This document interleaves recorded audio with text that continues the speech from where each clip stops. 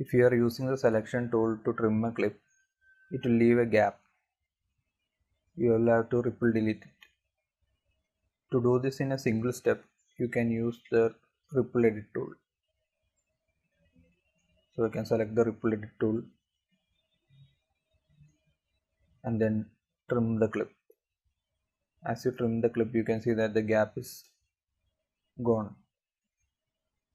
Trim to the right side.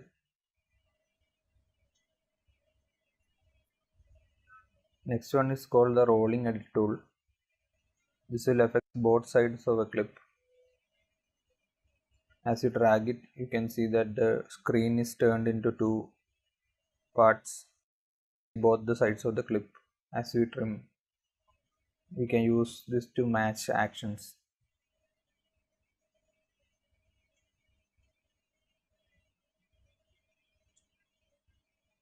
Next one is the rate stretch tool.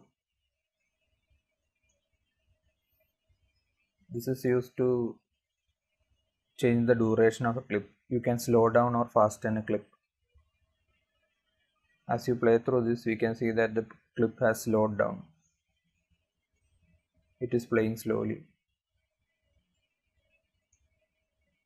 If you decrease the size of the clip, it will play fast.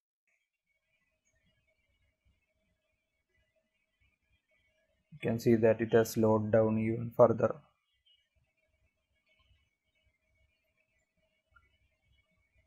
Decrease the size, it will play fast.